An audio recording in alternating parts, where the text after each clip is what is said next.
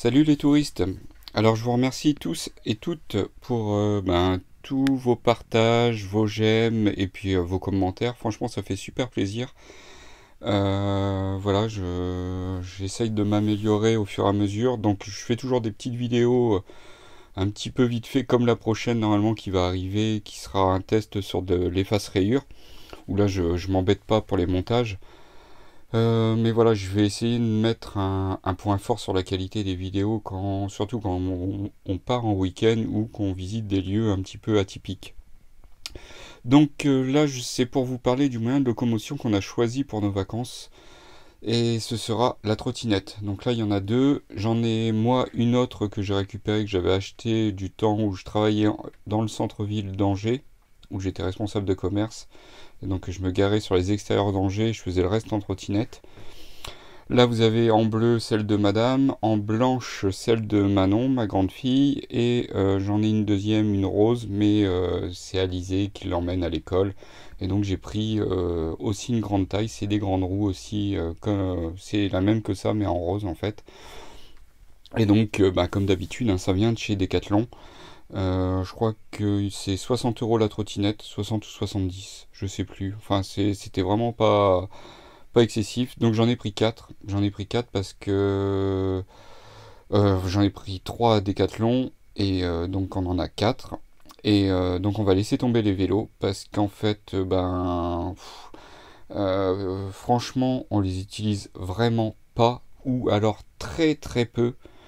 Moi, c'est un Orbea, le VTT il vaut 1000 € et il est destroy à être abîmé derrière le porte-vélo où il faudrait mettre sans arrêt de la mousse pour les protéger, tout ça. Mais c'est des coups à perdre des morceaux de mousse en roulant, d'avoir un accident derrière. Enfin bref. Du coup, je laisse tomber et donc là, on a les trottinettes et ça passe dans mon coffre de toit. Donc il suffit juste d'aller sur le toit du camping-car et de les glisser dans le coffre et c'est impeccable. Donc il n'y aura pas de vélo cette année, on va tester ça. J'espère qu'on les utilisera beaucoup plus souvent.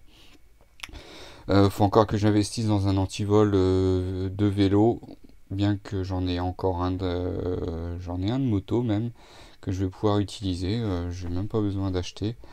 Je crois que ce sera possible avec l'antivol de moto de mettre les 4 trottinettes dessus et pour pas se les faire voler.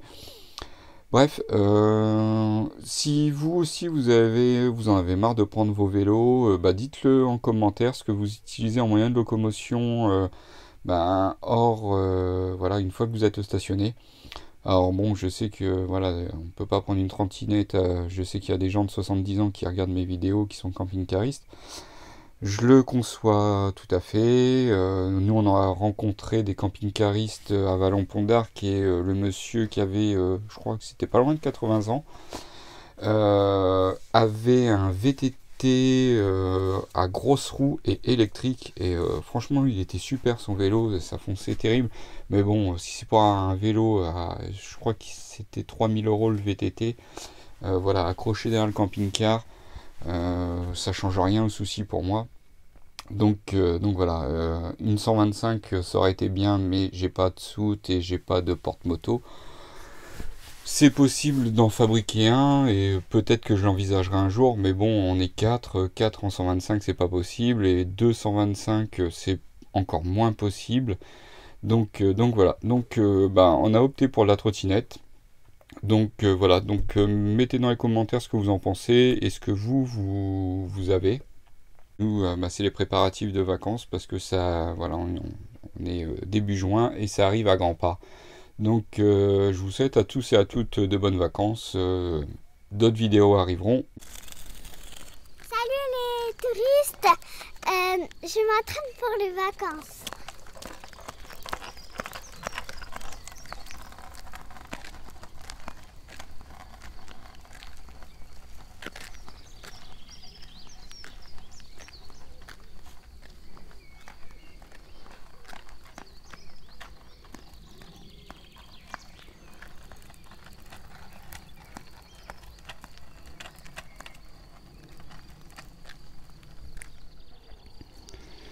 Alors, je crois que la trottinette est une bonne alternative par rapport au vélo.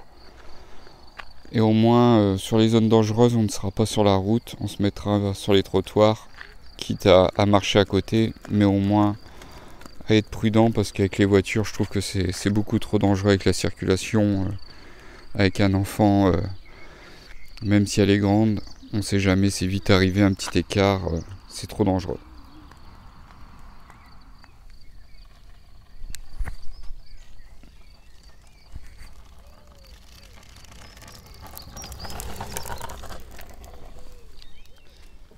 Et donc pour ceux qui voulaient un peu de nouvelles de la remorque, en voici. Et donc j'ai retiré toutes les parties pourries qui sont là, juste ici. Et donc en fait ici c'était juste des renforts de soutien. Et c'était des tubes en U. Donc en fait il y avait plein de sable qui s'était accumulé dedans avec de la terre. Vous voyez, hop, voilà, voilà, je l'ai plié, mais sinon c'était un U. Et vous voyez, ça s'accumule de terre et puis ça finit par rouiller.